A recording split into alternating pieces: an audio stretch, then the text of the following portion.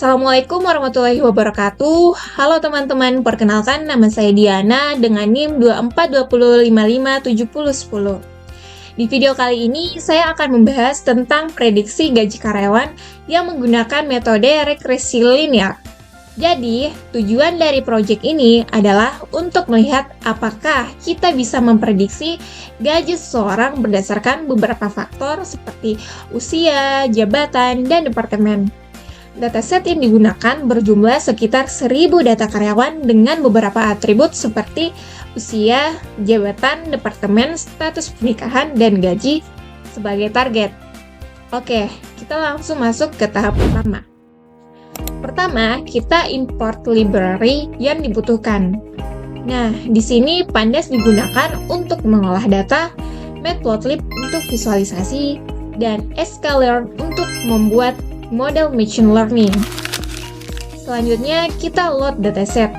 Pada tahap ini, kita bisa melihat isi data karyawan seperti nama, usia, jabatan, gaji, dan lain-lain. Selanjutnya, pemilihan data. Karena tidak semua kolom dibutuhkan, kita pilih yang relevan saja. Tujuannya supaya model fokus pada data yang berpengaruh terhadap gaji. Berikutnya kita lakukan encoding. Karena model tidak bisa membaca sebuah teks, maka data kategori diubah menjadi angka. Selanjutnya kita pisahkan antara fitur dan target. Di sini X sebagai input dan Y sebagai target yang diprediksi. Dan yang kita prediksi adalah sebuah gaji. Kemudian split data. Kita bagi data 80% data untuk training dan 20% untuk testing. Selanjutnya, kita membuat model. Model akan belajar dari data training dan kemudian melakukan prediksi. Model mencoba memperkirakan nilai gaji dari data baru, lalu selanjutnya kita evaluasi.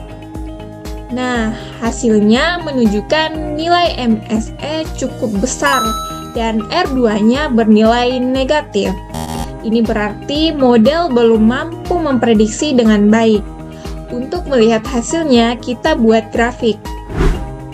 Dari grafik terlihat titik-titik menyebar tanpa pola jelas, yang menunjukkan prediksi masih jauh dari nilai sebenarnya.